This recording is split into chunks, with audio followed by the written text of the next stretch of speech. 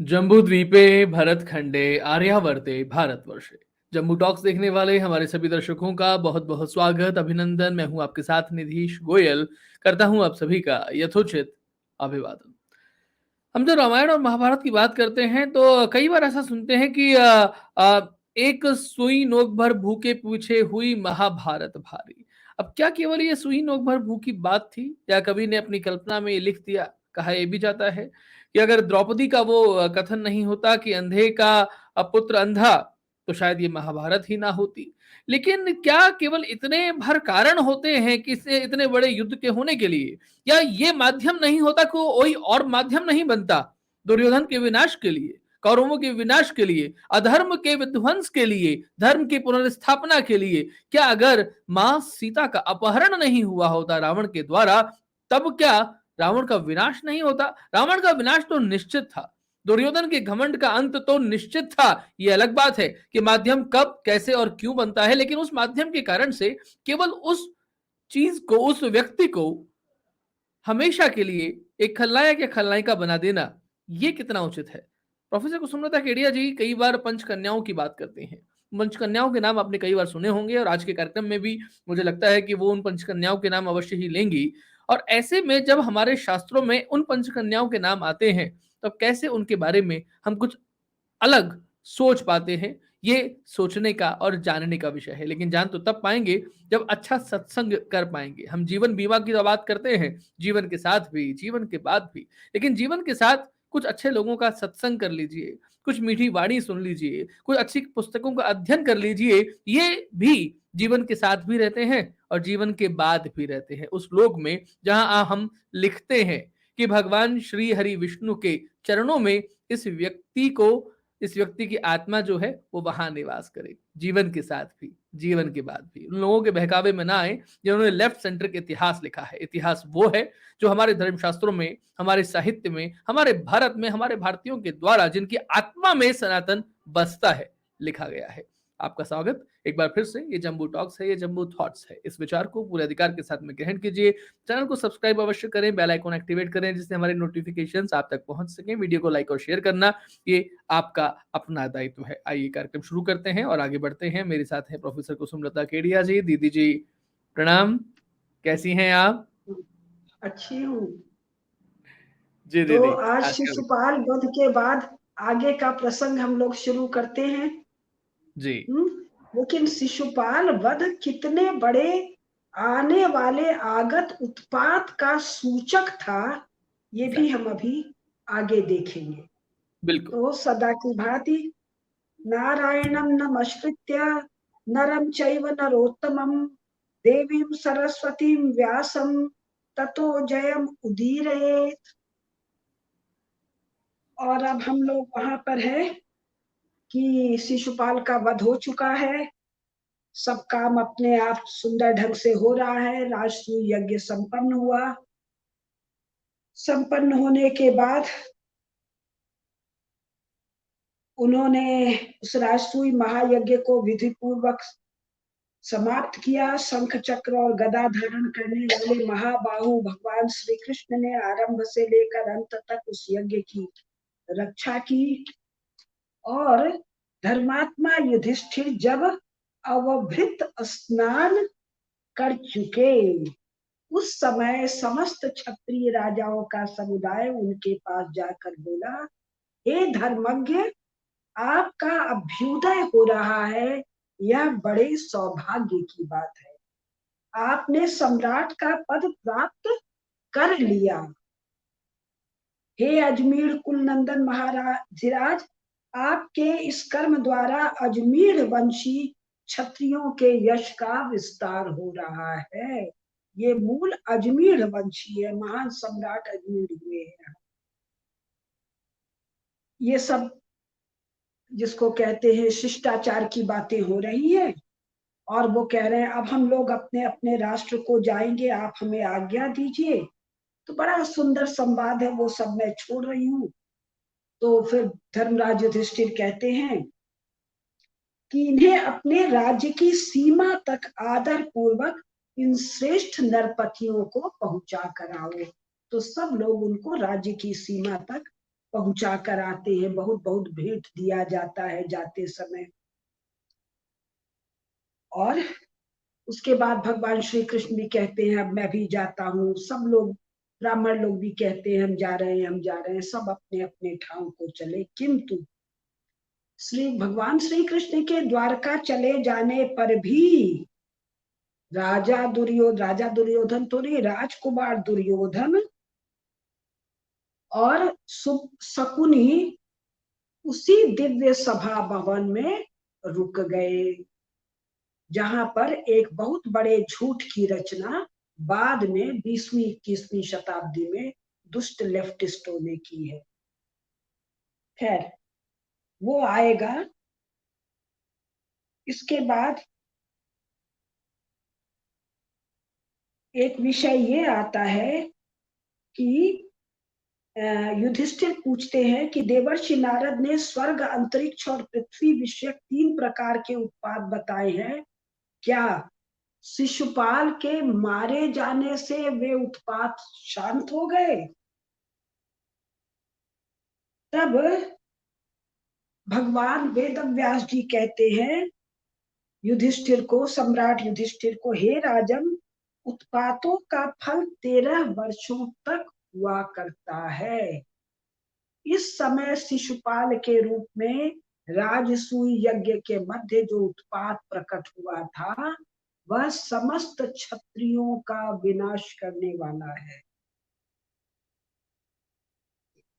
हे भरत कुल तिलक, एकमात्र तुम्ही को निमित्त बनाकर यथा समय समस्त भूमिपालों का समुदाय आपस में लड़कर नष्ट हो जाएगा। सम्राट युधिष्ठिर मात्र निमित्त है, निमित्त बनेंगे। नाश होगा उनके अपने अधर्म पाप कृत्यों के कारण। क्षत्रियों का यह विनाश दुर्योधन के अपराध से तथा भीमसेन और अर्जुन के पराक्रम द्वारा संपन्न होगा। फिर वो कह रहे हैं भगवान वेदव्यास, हे राजेंद्र, युधिष्ठिर को तुम रात के अंत में स्वप्न में उन वृषभ ध्वज भगवान शंकर का दर्शन करोगे। भगवान शंकर के ध्वज पर वृषभ नंदी विराजमान है, तो वृषभ ध्वज दर्शन करोगे, जो नीलकंठ, भव, स्थाणु, कपाली, त्रिपुरांतक, उग्र, रुद्र, पशुपति, महादेव, उमापति, हर, शर्व, वृष, शूली, पिनाकी तथा कृतिवासा कहलाते हैं।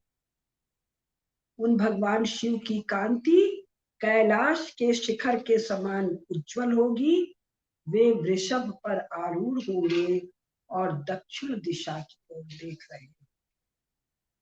हे राजन, यदि तुम्हें ऐसा स्वप्न दिखाई देगा तो तुम्हें उसके लिए चिंता नहीं करनी चाहिए, क्योंकि काल सबके लिए दुर्लंघ्य है।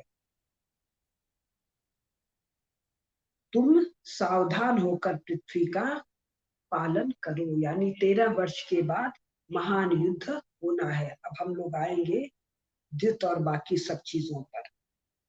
फिर इस पर है, फिर युधिष्ठिर महाराज का वो विलाप है। वो कह गए हैं कि ऐसा स्वप्न दिखाई दे तो चिंता मत करो, दुर्योधन के पाप से नाश होगा। लेकिन क्या कह रहे हैं, भाइयों के विनाश का कारण बनने के लिए मुझे 13 वर्षों तक जीवित रहने से क्या लाभ हो, लेकिन यदि जीना ही है क्योंकि आज्ञा हुई है तो आज से मेरी प्रतिज्ञा है, वगैरह वगैरह। मैं कड़वी बात नहीं बोलूंगा, मैं वैर विरोध नहीं करूंगा। अब है जो कारण बनता है, दूर सब चले गए हैं, भगवान भी चले गए हैं द्वारकापुरी, लेकिन दुर्योधन और शकुनी अभी रुके। ये राजसूय यज्ञ संपन्न तो हो गया, लेकिन इनके छाती में डाह की अग्नि जल रही है और ये महाराज सम्राट युधिष्ठिर का वैभव देखना चाहते हैं, ऐश्वर्य देखना। यहीं पर कैसा बड़ा झूठ रचा गया दुष्टों के द्वारा, लेफ्टिस्टों के द्वारा, ये हमें दिखा। अब ये आ गए पेज 968, पृष्ठ संख्या 968, अध्याय संख्या 47 पर आ गए हैं हम। तो राजा इसको ध्यान से देखने योग्य। राजा दुर्योधन ने उस सभा में निवास करते समय शकुनी के साथ धीरे धीरे सभा का निरीक्षण किया, और ये ऐसे दृश्य थे जो उसने हस्तिनापुर में कभी नहीं देखा। अब वो एक ऐसे स्थान पर पहुंचा दुर्योधन जो स्फटिक मणिमय स्थल था। वो स्फटिक मणिमय स्थल ऐसा लग रहा था मानो कोई जलाशय है, और जल की आशंका से उसने अपना वस्त्र ऊपर उठा लिया कि मैं भीग जाऊंगा, लेकिन वो तो स्फटिक का मणिमय स्थल था। इस प्रकार बुद्धि मोह हो जाने से उसका मन उदास हो गया और वह उस स्थान से लौटकर दूसरी ओर चक्कर लगाने लग गया। अभी द्रौपदी कहीं नहीं है, पूरे प्रसंग में भगवती द्रौपदी नहीं होंगी, महारानी द्रौपदी नहीं होंगी। हाँ, फिर है अब एक उसके पश्चात स्फटिक मणि के समान स्वच्छ जल से भरी और स्फटिक मणिमय कमलों से सुशोभित बावली को स्थल मानकर वो दिखा। तो इसने सोचा था जलाशय, उनको लगा जैसे पहले वो जलाशय जिसको समझा था वो थल निकला, तो ये जलाशय जैसा दिख रहा है तो ये भी थल होगा। तो सावधान नहीं रहा तो वस्त्र सहित जल में गिर पड़ा। ध्यान दीजिए, उसे जल में गिरा देख महाबली भीमसेन हंसने लगे। स्पष्ट लिख रहा है भीमसेन हंसने लगे, महारानी द्रौपदी नहीं है। लेकिन हम लोग जो सीरियल देखते हैं उसमें महारानी द्रौपदी को दिखा रहे हैं, और क्या दिखा रहे हैं? स्त्री चंचला है। आप लोगों को ध्यान होगा, आपके ही चैनल पर मेरे 8 भाषण हुए थे, सेक्स, काम, विकृति, क्या क्या पुरुषार्थ करके 7-8 भाषणों का हुआ था। उसमें बताया कि वहां मैन है, वुमन है, स्टोरी ऑफ जेनेसिस में वो बुद्धि से कमजोर है। नहीं, भारत में स्त्री उतनी ही बुद्धिमती है जितना कि पुरुष है, वैसी ही बड़ी छत्राणी है जैसा कि पुरुष है, वैसे ही दोष है जैसे कि दोष पुरुष में है। लेकिन साफ साफ लिखा है, महाभारत की कथा एक ही है वेद व्यास जी के द्वारा रचित, और वहां भीमसेन हंसने लगे। उनके सेवकों ने भी दुर्योधन की हंसी उड़ाई और राजाज्ञा से दुर्योधन को पुनः सुंदर वस्त्र दिए, क्योंकि वस्त्र भीग गए थे। दुर्योधन की यह दुर्व्यवस्था देखकर महाबली भीमसेन, अर्जुन, नकुल, सहदेव और पहले आया सेवक भी जोर जोर से हंसने लगे। दुर्योधन स्वभाव से ही अमर्षशील था, अतः वह उनका उपहास न सह सका, और इस पूरे प्रसंग में लाकर इन नालायकों ने, दुष्टों ने, मिथ्यावादियों ने, माइथोलॉजी वालों ने लाकर महारानी द्रौपदी को खड़ा कर दिया और उनको चंचला वृत्ति का बताया, और ये कथा रूढ़ हो गई। किस प्रकार रंगमंच को और फिल्म के मीडियम को वामपंथियों ने नहीं, इन कम्युनिस्टों ने अपने कंट्रोल में करके कैसे ट्विस्ट एंड टर्न दिया। और ये कांग्रेस की नेहरूवादी जो सेंसरशिप बैठी थी, और अभी भी वही सेंसरशिप बैठी है, ये लगातार और लगातार ऐसे दुष्टतापूर्ण छेड़छाड़ कर रही है। ये जानबूझकर दुष्टतापूर्ण किया हुआ छेड़छाड़ है।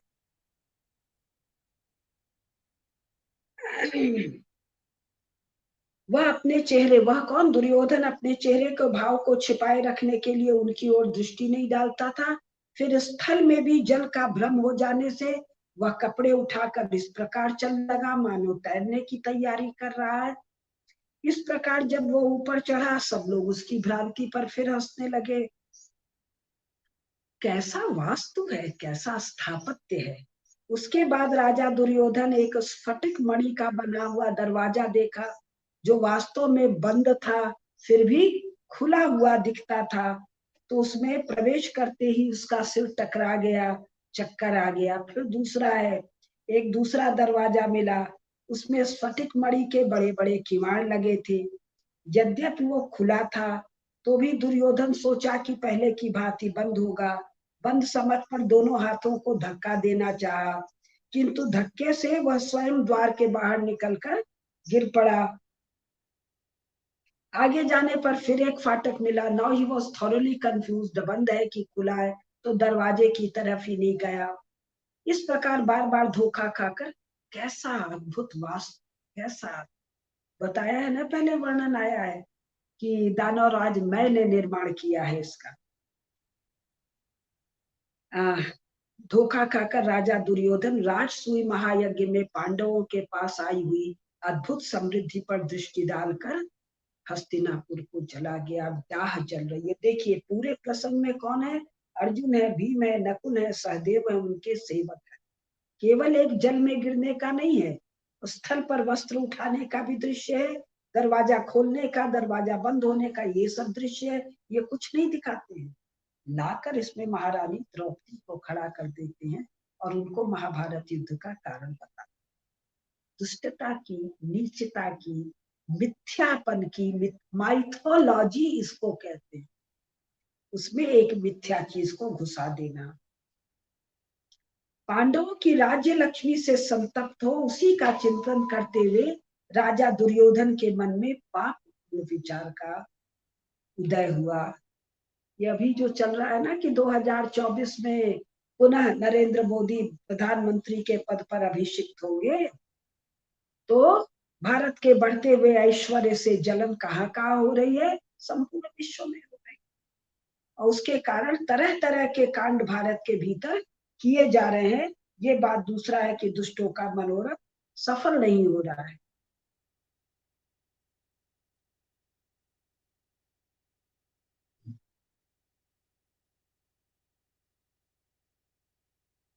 फिर लंबा वर्णन है, चिंतित है वगैरह वगैरह। तो शकुनी पूछते हैं, दुर्योधन तुम्हें कहाँ से यह दुख का कारण प्राप्त हो गया जिससे तुम लंबी सांसें खींचते हुए चल रहे हो? तो दोनों का आपस में बातचीत हो रहा है कि भाई ये ऐश्वर्य मेरे से बर्दाश्त नहीं हो रहा और युद्ध में इनको जीता नहीं जा सकता, करे तो क्या करे। तब पांडवों पर विजय प्राप्त करने के लिए शकुनी और दुर्योधन की बातचीत, पृष्ठ संख्या 971।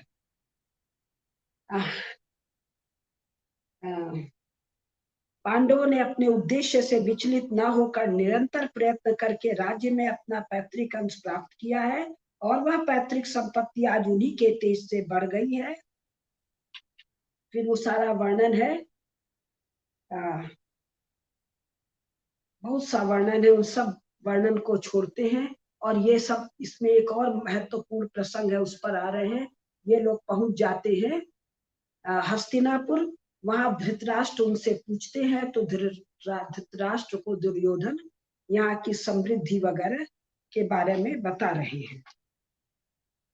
अब ये जो समृद्धि बता रहे हैं, ये बहुत महत्वपूर्ण। ये वर्णन किसके द्वारा है?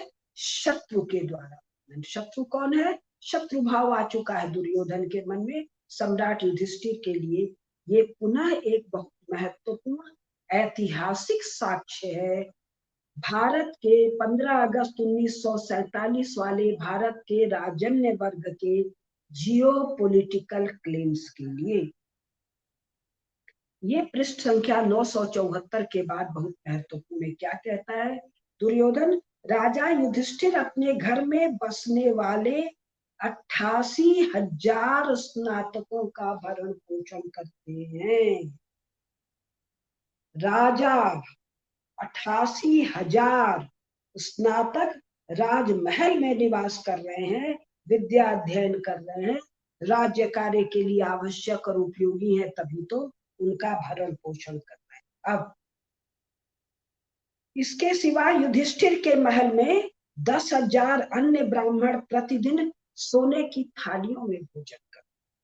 अब जियो पॉलिटिकल क्लेम, काम्बोज राज, काम्बोज कौन सा हुआ? यही आपका पूरा का पूरा इलाका, ये जो आपका उज्बेकिस्तान और कजाकिस्तान वाला पूरा क्षेत्र।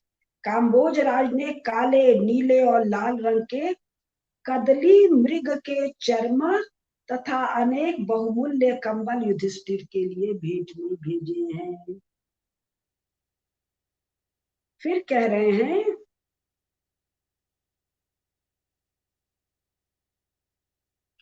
बहुत सा प्रसंग छोड़ के मैं बोल रही हूँ पेज 975 पर, कि तात उनका ये देखा ये देखा ये देखा, ये सब देखकर मुझे ज्वर सा आ गया। वैसे ही स्वर्ण कलशों को लेकर पांडव लोग जल लाने के लिए पूर्व दक्षिण पश्चिम समुद्र तक तो जाया करते थे। ध्यान दीजिए, भारतवर्ष पूर्व का समुद्र, पश्चिम का समुद्र, दक्षिण का समुद्र, किंतु सुना जाता है कि उत्तर समुद्र के समीप जहां पक्षियों के सिवा मनुष्य नहीं जा सकते, वहां भी जाकर अर्जुन अपार धन कर के रूप में वसूल करके रहे। नॉर्थ अटलांटिक, साइबेरिया, इसी को शायद उत्तर कुरु कहते हैं, उत्तरी ध्रुव, अर्जुन वहां तक गए हैं। टेस्टिमनी कौन दे रहे हैं? दुर्योधन। तो ये समस्त साइबेरिया क्षेत्र भरत क्षेत्र है। इसका नाम साइबेरिया नहीं है, शिविरिया, शिविर, जहां शिविर लगाकर टेंट लगाकर ही रहा जा सकता है। शिविर से सिबेरिया बोलते बोलते ग्रीक भाषा में, और सिबेरिया का साइबेरिया। यानी आज के शब्दों में भी जरा सा ध्यान दे तो हमारे सब संस्कृत के शब्द उपस्थित हैं, मूर्तिमान है। साइबेरिया हमारा शिविर लगाकर रहने वाला क्षेत्र है। हाँ, फिर वो कह रहे हैं युधिष्ठिर के ये सब मैं छोड़ दे रही हूँ, वो पहले उनके क्षेत्रों का ही वर्णन कर रही हूँ।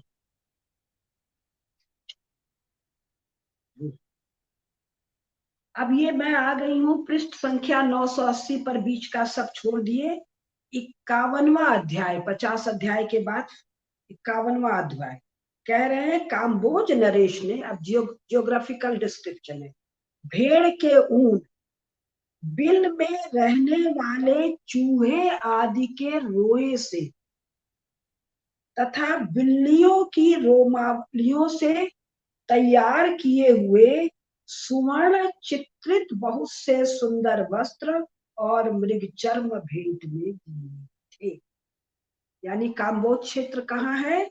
वो क्षेत्र है जहाँ भेड़ के ऊन से वस्त्र बनते हैं बहुत बारीक, जहाँ बिल में रहने वाले चूहे के रोए से वस्त्र बनते हैं, और बिल्ली की रोमावली से भी वस्त्र बनते हैं। तीतर पक्षी की भांति चितकबरे और तोते के समान नाक वाले 300 घोड़े भी। ये तो अभी भी लोकेट किया जा सकता है, जहां घोड़े की नाक तोते के समान। वो कौन सा क्षेत्र है जहां ऐसे घोड़े मिलते हैं? फिर कह रहे हैं, हाँ, काश्मीर नरेश ने मीठे और रसीले शुद्ध अंगूरों के गुच्छे भेंट किए हैं। यवनों ने मन के समान वेगशाली पर्वतीय घोड़े भेंट किए हैं। बहुमूल्य आसन, नूतन सूक्ष्म विचित्र दर्शनीय और कीमती कंबल आदि भेंट किए हैं। सिंधु नरेश ने, पृष्ठ संख्या 982, सिंधु नरेश ने स्वर्ण मालाओं से अलंकृत 25,000 सिंधु देशीय घोड़े, यानी घोड़े सब के सब कहाँ है? भरत क्षेत्र में। अरब के घोड़े नहीं है, महाभारत टेस्टिमोनियल है, एविडेंस है, ऐतिहासिक साक्ष्य है, सब सब भरत भूमि के घोड़ों का वर्णन हो रहा है। का पार्शिक देश में निवास करने वाली 1,00,000 दासियां उस यज्ञ में सेवा कर रही थी। उन सबके केश बड़े बड़े थे, सभी सोने के आभूषणों से विभूषित थी। गांधार देश, पेज संख्या 983, गांधार देश से बहुत घोड़े आए थे, जो समुद्र तटवर्ती गृहोद्यान में तथा सिंधु के उस पार रहते हैं। वर्षा के द्वारा, इंद्र के द्वारा पैदा किए हुए तथा नदी के जल से उत्पन्न हुए नाना प्रकार के धान्य, धान्य मतलब ये अनाज, कैसे कैसे अनाज? जो वर्षा के जल से उत्पन्न हो रहे हैं, और जो नदी के जल से उत्पन्न हुए हैं। कहाँ? सिंधु नदी के उस पार। ऐसे वैराम, अब ये जनजातियों, ये बड़े बड़े ग्रुप्स का, ह्यूमन ग्रुप्स का वर्णन है। वैराम, पारद, आभीर तथा कितव जाति के लोग कहाँ है? सिंधु नदी के उस पार हैं। ये सब क्या है? भरत क्षेत्र है। ये लोग नाना प्रकार के रत्न एवं भांति भांति की भेंट सामग्री, क्या भेंट सामग्री ये लोग लाए हैं? बकरी, भेड़, गाय, सुवर्ण, गधे। आज भी देखा जा सकता है किन क्षेत्रों के गधे बहुत प्रसिद्ध हैं। ऊंट, हल से तैयार किया हुआ मधु तथा अनेक प्रकार के कंबल भेंट किए हैं। फिर कह रहे हैं, प्राग ज्योतिषपुर के अधिपति तथा म्लेच्छों के स्वामी राजा भगदत्त यवनों के साथ पधारे थे। वायु के समान वेग वाली अच्छी जाति के शीघ्रगामी घोड़े। कितने प्रकार के घोड़े हैं भरत भूमि में। इस पर कुछ बोलने का मन था, लेकिन वो विषयास्तर हो जाएगा। अब देखिए, किन देशों के राजाओं ने क्या भेंट किया? द्वयक्ष, त्रयक्ष, ललाटक्ष, औषणिक, अंतवास, रोमक, रुमदेश, पुरुषादक तथा एक पाद।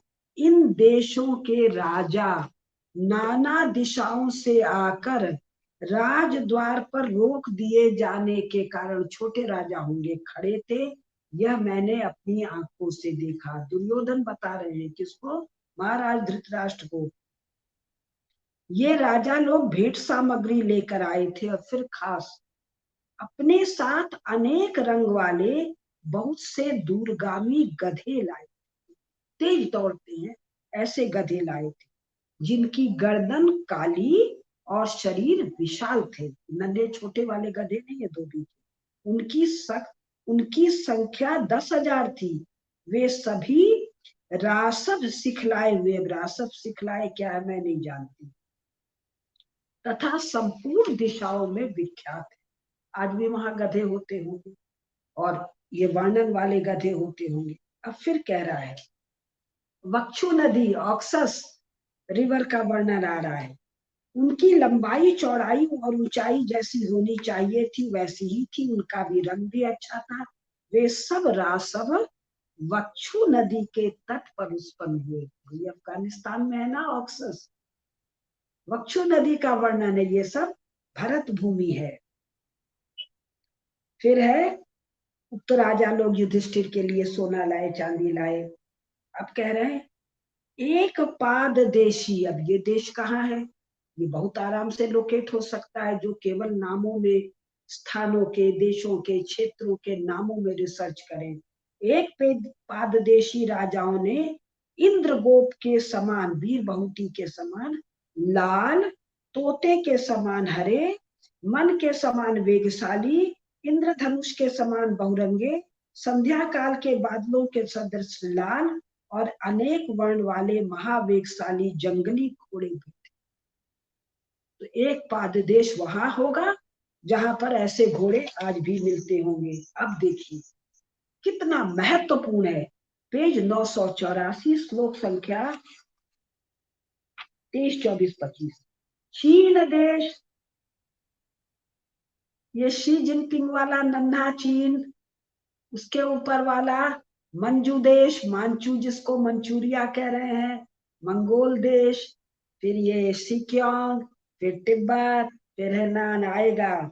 चीन देश, शक देश, ओड्र देश, वनवासी बर्बर, बाशने, हार, हूण, कृष्ण, हिमालय प्रदेश, नीप और अनूप देशों के नाना रूपधारी राजा वहां भेंट देने के लिए आए थे, किंतु रोक दे दिए जाने के कारण दरवाजों पर ही खड़े थे।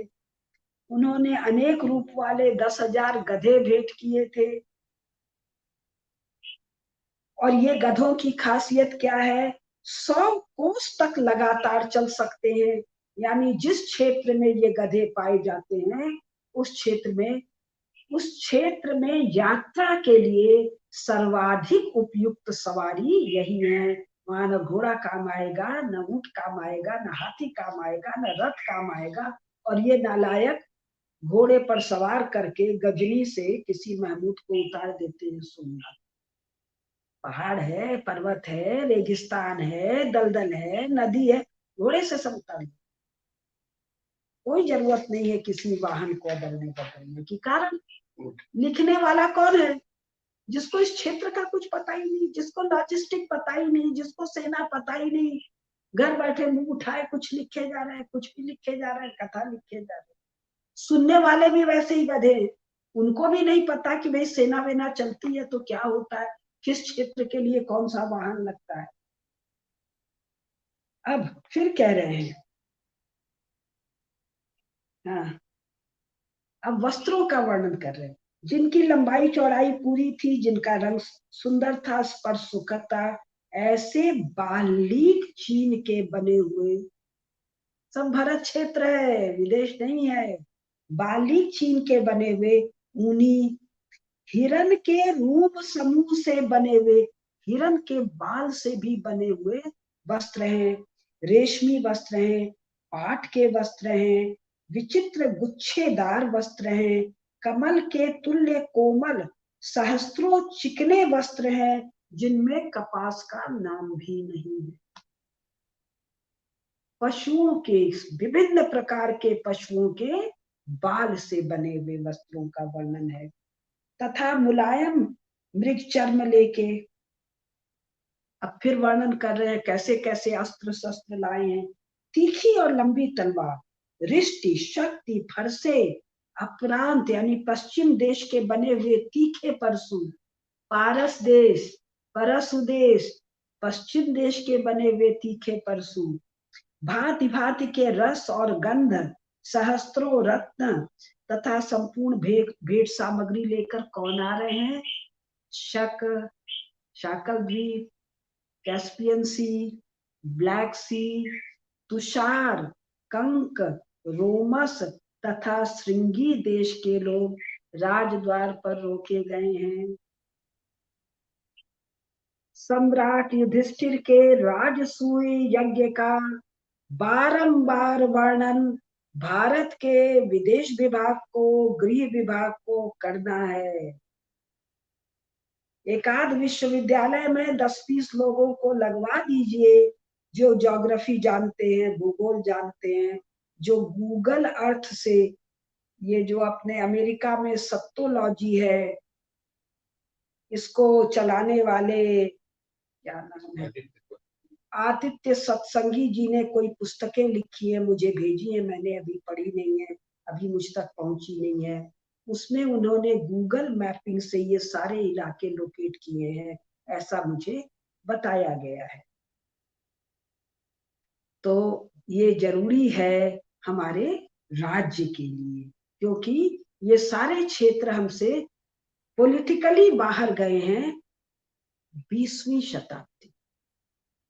19वीं शताब्दी में कुछ क्षेत्रों में रूस के जार ने, बाद में रूस की कम्युनिस्ट पार्टी में ने कब्जा किया, लेकिन वो कब्जा अंतरराष्ट्रीय कानूनों में मान्य नहीं है।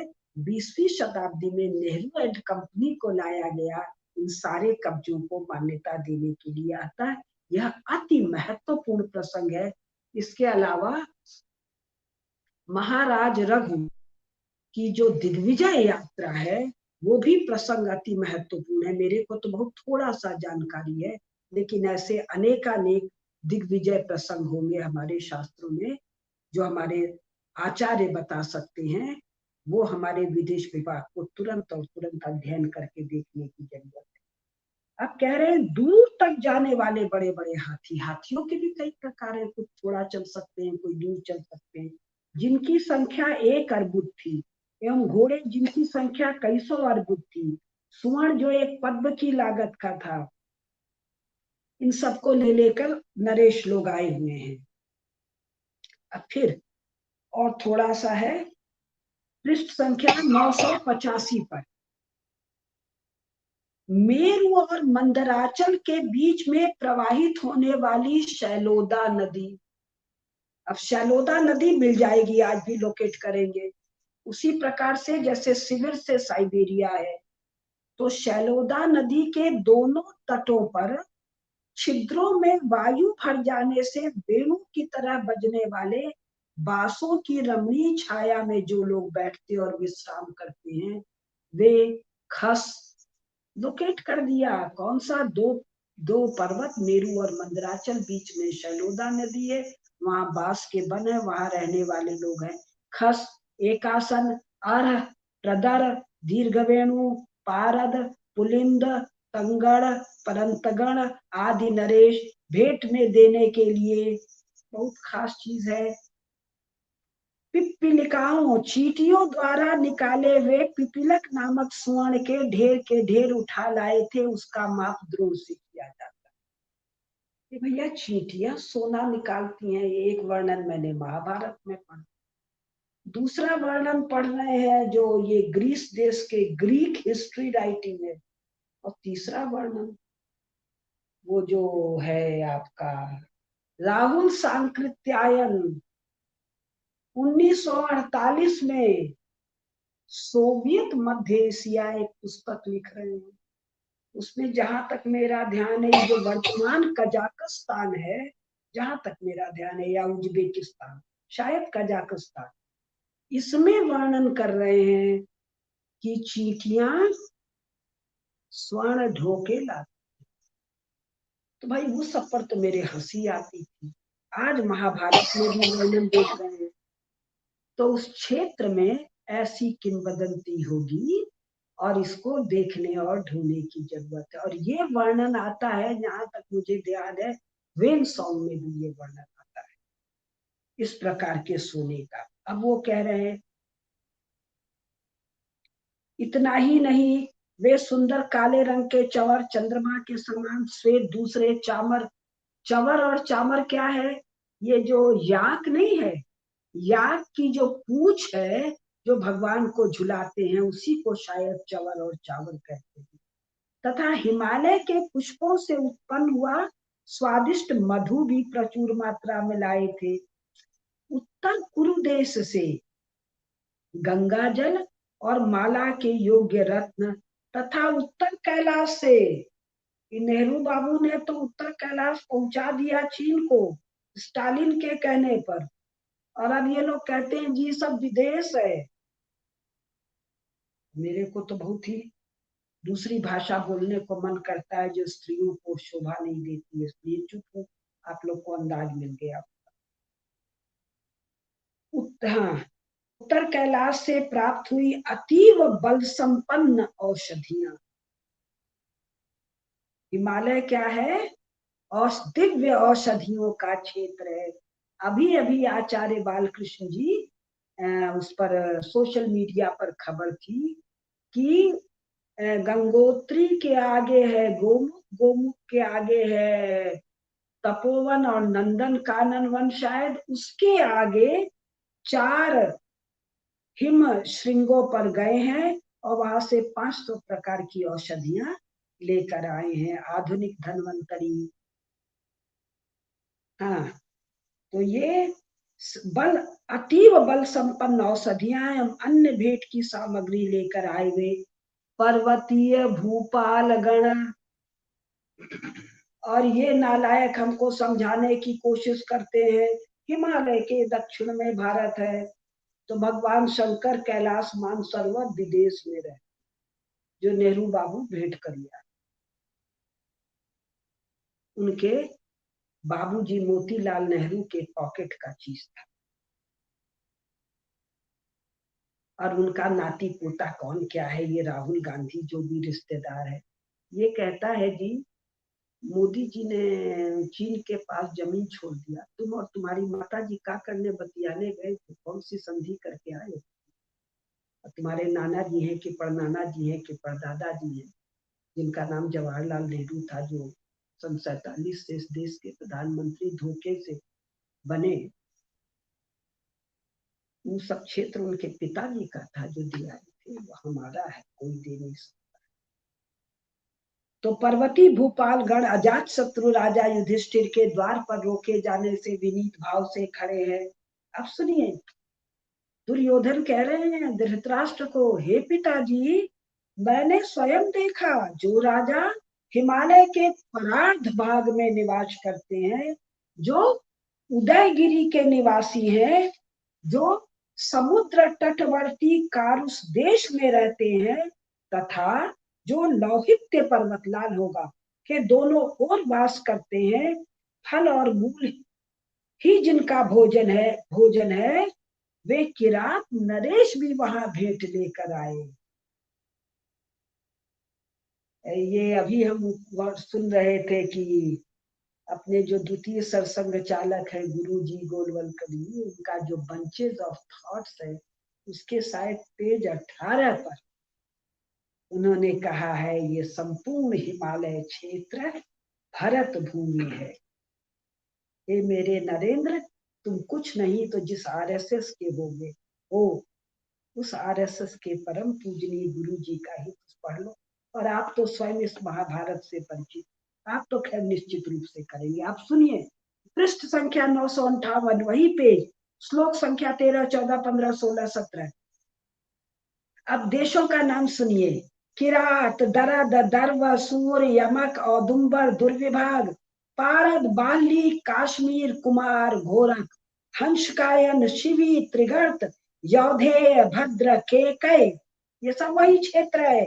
अम्बष्ठ, कौकुर, ताक्ष, वस्त्र, पहलव, वसातल, मौले, क्षुद्रक, मालव, शौंड्रिक, कुक्कुर, शक, अंग, वंग, पुंड्र, साणवत्य तथा गए, ये उत्तम कुल में उत्पन्न श्रेष्ठ एवं शस्त्रधारी क्षत्रिय राजकुमार सैकड़ों की संख्या में पंक्तिबद्ध होकर अजात शत्रु युधिष्ठिर को बहुत धन अर्पित कर रहे हैं। हमारी हे जगदम्बा, मेरे जैसे लाखों लाखों की ये कामना है, किसी ऐसे ही श्रेष्ठ दिन समस्त जम्बू द्वीप के राजा गण, शासक गण मेरे नरेंद्र को भेंट दे। मैं स्वयं ही कह लेती हूँ, ऐसा होगा, ऐसा होगा, ऐसा होगा।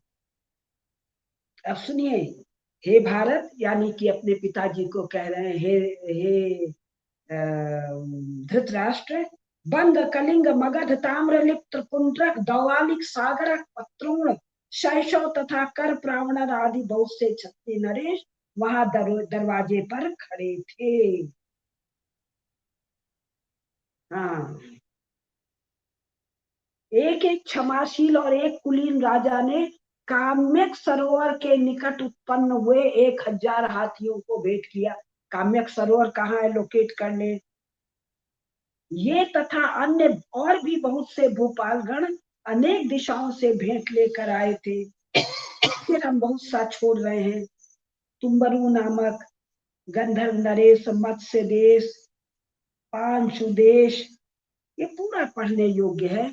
कौन सा पात्र है, कौन सा अंश है ये, जब दुर्योधन महाराज धृतराष्ट्र को वर्णन करते हैं कि राजसूय यज्ञ में कहां कहां से कौन आए, चोल और पांडेय नरेश। ये चोल नरेश कब है, महाभारत में है। ये चोल नरेश, ये पांड्र नरेश 14वीं, 13वीं, 14वीं, 15वीं, 16वीं, 17वीं, 18वीं, 19वीं शताब्दी में है भारत। पांड्य नरेशों के और चोल नरेशों के वंशज 20वीं शताब्दी में भी भारत में 1947 तक। फिर कह रहे हैं, सिंघल देश के क्षत्रियों ने, सिंघल देश हम लोग तो इसी को जान रहे हैं, श्रीलंका को। ये सिंघल देश के जो वीर हैं, इनके शरीर का रंग काला है, उनकी आंखों के कोने लाल दिखाई दे रहे हैं। सभी म्लेच्छ राजा आकर दे रहे हैं, अनेक देशों में उत्पन्न और विभिन्न जाति के लोग आ रहे हैं। अब ये हो गया, थोड़ा सा और वर्णन कर दूं। और ये सबसे खास बात कि हे राजन, उस यज्ञ में महारानी द्रौपदी प्रतिदिन स्वयं पहले भोजन न करके इस बात की देखभाल करती थी कि सब मनुष्यों ने कितना खाया, यहाँ तक कि कुबड़े और बौनों से लेकर सभी मनुष्यों ने उचित प्रकार खाया या नहीं खाया। आज का समय अभी 10 मिनट समय और है। फिर दुर्योधन के द्वारा युधिष्ठिर के अभिषेक का वर्णन है और उसमें फिर वही बात कहते हैं। उत्तर समुद्र तक पृष्ठ संख्या 989। उत्तर समुद्र तक पक्षियों के सिवा जहां कोई और नहीं जाता, अर्जुन वहां गए। वहां से अभिषेक के समय सैकड़ों मंगलकारी शंख एक साथ ही जोर जोर से बजने लगे, जिससे मेरे रोंगटे खड़े हो गए।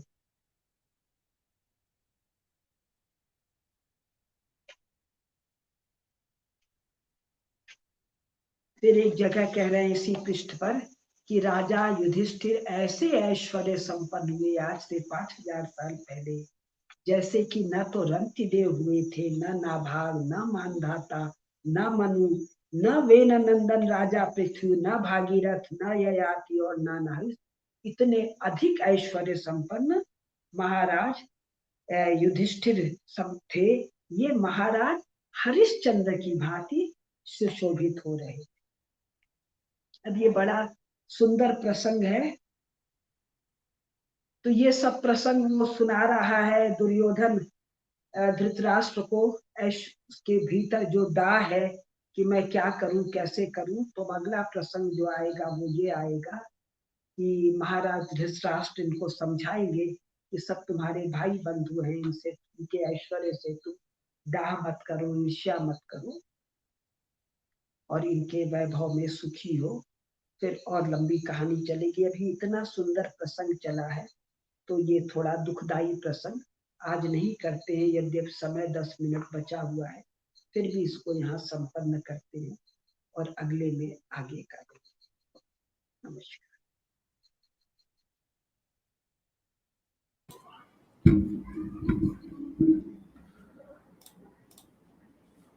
इस तरीके के कार्यक्रमों के बारे में दीदी कुछ भी कहना जो है ना कार्यक्रम के अंत में बड़ा अटपटा सा, बड़ा अजीब सा लगता है कि क्या कहें और क्या नहीं कहें। जिसने ये कार्यक्रम पूरा देखा है और खासतौर पे शुरुआत के 20 मिनट के बाद में जो 47 मिनट का कार्यक्रम है, 20 मिनट के बाद में अगला जो अगला आधा घंटा है उसमें आज के संदर्भ में इतनी बातें कही गई हैं कि आपके शायद गूस बम्प्स जो है ना वो आने लगेंगे कि भारत का वैभव किस तरीके का होता है और वो कैसे लिखा गया है। काफी लोगों ने पूछा है कि आप किस पुस्तक में से ये सब बता रही हैं। हम उन पुस्तकों को रेफर करना चाहेंगे। हालांकि दीदी बार बार बताती हैं कि गीता प्रेस गोरखपुर की ये पुस्तक है और ये बहुत सामान्य तरीके से दीदी दिखा रही हैं।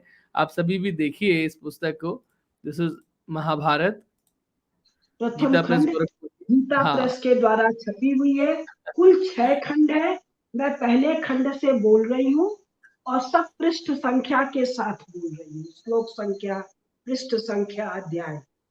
Gita Press exactly. से छपी हुई महाभारत प्रथम खंड। इसमें 2 पर्व है।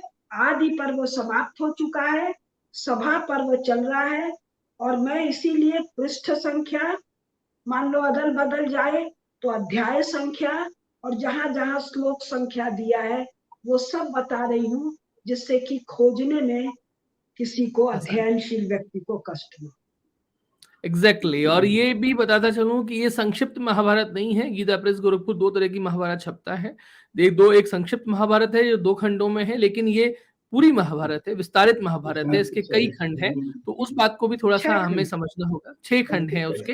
तो इसी महाभारत को लें आप जो 6 खंडों में है। अभी प्रथम खंड चल रहा है और करीबन 25 कार्यक्रम जो है वो हो चुके हैं। आप सोचिए जब 6 खंड पूरे होंगे तब हम कितने कार्यक्रम कर चुके होंगे, तभी कितनी महाभारत का होना शेष है। और शायद जब तक ये पूरी महाभारत होती है देश में शिव भगवान का अच्छा खासा तांडव जो है वो हो चुका होगा। आप देखते जाइए, अभी देश में बहुत कुछ होना बाकी है। 2023 2024 अभी खेल जो है बाकी है, पिक्चर तो अभी शुरू हुई है। खैर, आज के कार्यक्रम में इतना ही। दीदी जी आपका बहुत धन्यवाद चर्चा में कार्यक्रम में पधारने के लिए, ज्ञान करने के लिए। और सभी दर्शकों को बहुत नमस्ते। जय हिंद, जय भारत, जय महाभारत।